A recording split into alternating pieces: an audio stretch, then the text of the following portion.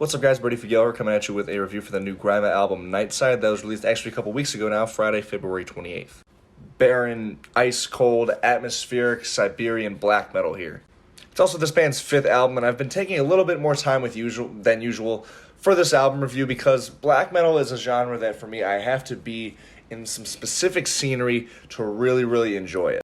Just because of the aesthetic of black metal. Like, I'm not going to listen to a black metal record if it's a beautiful sunny day out.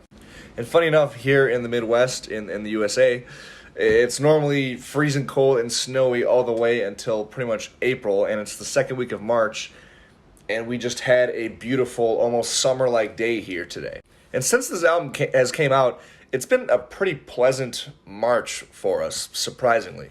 I feel like if it was still blizzards and nonstop snow and freezing cold weather, this album would have just absolutely leapt out at me and just pulled me into its just dark vortex of sound. But, I mean, as much as I'm enjoying the nice weather, that just didn't really happen. It didn't really get the chance to yet, so I needed to spend more and more time with it to really analyze it. But all that being said, I am very glad I did because this is a strong contender for the best black metal album that I have reviewed on this channel.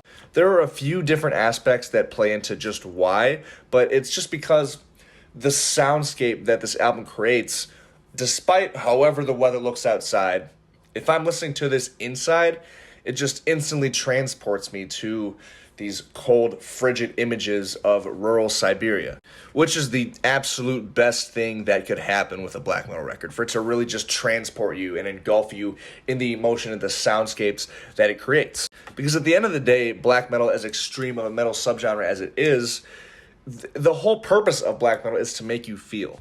And while it's often seen as gimmicky, which, I mean, sometimes it can be when it comes to the whole corpse paint and worshiping Satan type stuff, but most black metal, at least in the styles of black metal that I enjoy the most, it just serves to enhance your emotions and make you feel. And that is exactly what this album does. And it's a bit unconventional in a sense that it doesn't sound super dark and evil and menacing. It does to some extent, but those emotions are pretty equally represented alongside these feelings of triumph done by a lot of these major key chord progressions. Also, overall sorrow and grievance and mournfulness, very present emotions on many of these tracks. And the result is a listening experience overall that is pretty emotionally different and versatile, which is great because it keeps you second guessing. It never gets emotionally one-dimensional, which would be a running criticism of some of the black metal albums I'm not crazy about. And not only do these emotions get presented in the forms of some really well-done chord progressions, but the production just sounds so full and layered. Some of the more unconventional instrumentation going on here, like the strings and especially the bagpipes, not only contribute significantly to these strong emotional feelings I get from these songs, but they do provide some more of like a unique extra layer of sort of folkiness, I guess. Like, I don't think the term pagan metal would be that outlandish of a label for this album. And also when these parts appear alongside some of the more triumphant note choices and overall more uplifting sounding songs, it almost brings in somewhat of like a mellow death vibe. So all these extra layers of, I'm not sure if they're actually raw recorded or studio added, but either way, these extra layers of instruments do really add to the emotions and the scenery that this album presents. And the production as a whole, I think, is very well done. Also, when it comes to the instruments and the vocals sound really like layered and full, but kind of thin at the same time as like those black metal style shrieks, just how they sound best. I think they're presented the best and produced the best that they could be. They are spacious yet precise. They get absorbed into the mix just as much as they sound front and centered. And the production as a whole strikes that really good balance between still sounding a little bit unrefined and overall just lo-fi, and still being clear and audible and where you could pick apart the actual instruments being played. This record does not at all sound fuzzy or underproduced or any kind of terms you can use for that, which is a lot of times what turns me off when it comes to black metal. Another thing I enjoy about just the album as a whole is how it's presented, because it has the intro and the outro tracks, which are at the beginning and the end, nothing to interrupt the flow of the album, and they do set the mood of the album pretty well. But I really like how the songs are presented as shorter individual tracks rather than it being like a 5 or 6 song album where every track is 10 minutes long. It makes the album a lot more approachable, a lot less dense, and then oftentimes with these really long black metal type songs, a problem I run into is that I think some parts are really, really cool and other parts are just a bit too drawn out and hard to get through. But when it's presented like this, that's really not an issue. And as a direct result of that, a lot of these songs are much more repeatable, much more easy to actually come back to, and they're more memorable. Like, perfect example, the song Curse of the Void. I remember when I first heard it, I was mesmerized by that atmospheric, chimey intro, which I'm not exactly sure what instrument that is. It might just be like a synthesizer or something, but it just sounds so fucking awesome, and I've returned to that song like fucking crack ever since. Once you get into the meat of the song, there's some kind of echoey backing clean vocals that give the song a lot more character. There's a really moody solo at the end. This song is without a doubt one of my favorite tracks on here. Maybe my favorite track. Also, the track Mist and Fog, which is the last full-length track on here, and it comes directly after Curse in the Void, is another one that's just so, like, atmospheric, and it just swallows you. Like, you got those acoustic guitars that start the song and reappear throughout that add that extra layer of texture.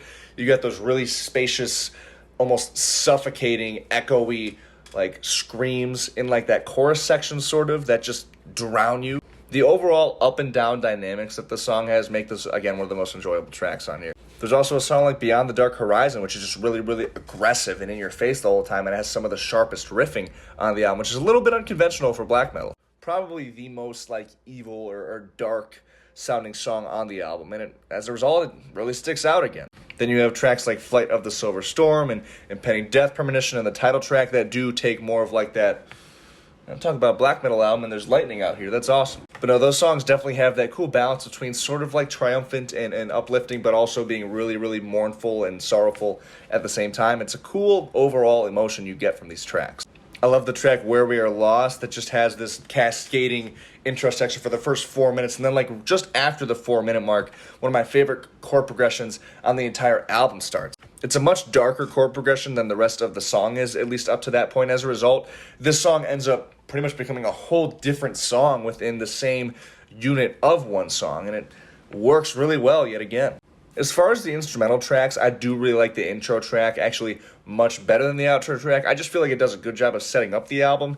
And by the time you get to the outro track, which is obviously at the end of the album, it does feel like it's kind of just recycling ideas presented in the overall ambiance of the tracks thus far.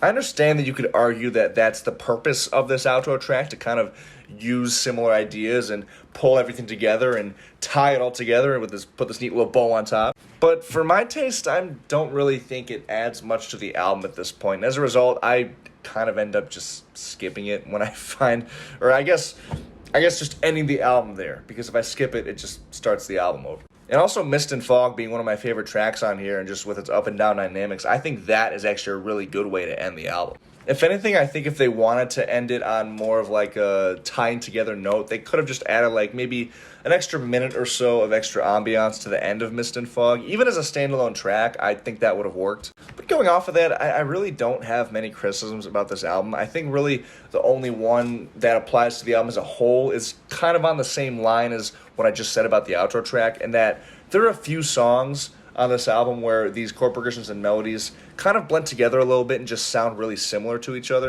In particular, it's those more kind of melodic type tracks on here, like Impending Death Premonition, Flight of the Silver Storm, title track. Like I said, I do think the bagpipes in particular add a lot to the ambiance and the overall uniqueness of this album, but I wish they were utilized in kind of different and more interesting ways rather than just kind of serving the same purpose on all of these songs. I understand there are parts in these tracks where the music kind of drops out and the bagpipes kind of get to just be on their own a little bit with maybe a little extra ambiance or tremolo riffs below it. But, I mean, why not just have like a full-on 30-second like bagpipe shining moment, or dare I say like a bagpipe solo on one of these songs? You could do it even like as the intro to a song or the outro to a song, or spliced in the middle somewhere. I think that just would have spiced things up a bit more. And while I love the overall vibe I get from this album and the kind of like sonic imagery that it gives me, I do wish that they cranked up a bit more of the darkness and the evil vibes that I got from especially Dark Horizon, because that song does that, but it's a lot more riff focused rather than atmospheric focused. I think if they combined that Evo vibe with more of the atmospheric stuff they're doing with the more melodic cuts on here, and did a song bridging that gap and doing both at the same time, I think it would have been sick. But yeah, as you can see, this is still a very enjoyable album for me. I don't think there are any tracks on here, maybe besides the outro track, that I would say are full-on skippable tracks. When I do the highlights and skips thing that I do in the description of my videos, where I just basically single out the best and worst songs on the album, I feel like I'm going to have a hard time putting a full-length track as a skip, so I don't know, I'll have to think about that more. But whenever it snows here next, or it's just a really dark, gloomy day here in the Midwest, this is going to be the first album that I hit play on, because we haven't gotten any days like that since this album came out. But, I mean, I know we're still going to get cold, snowy weather here. I mean, it happens every year. We get, like, a random snowy day in the middle of, like, April or May when it should be warm out. So, hey, I mean, this album gives me a reason to actually look forward to that. So, I mean, that's pretty cool, right?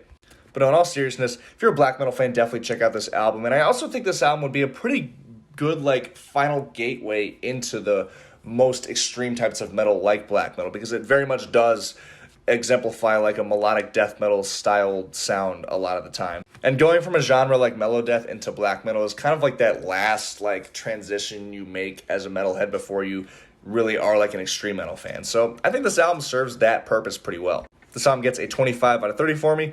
As always, thank you guys very much for watching. If you've listened to this album, definitely comment your thoughts on it below. I got my Instagram, Spotify, and Threads links in the description of the video. Remember to hit the subscribe button for more rock metal-related content and album reviews. And once again, until next time, thank you guys so much for watching, and I'll see you guys later. Peace.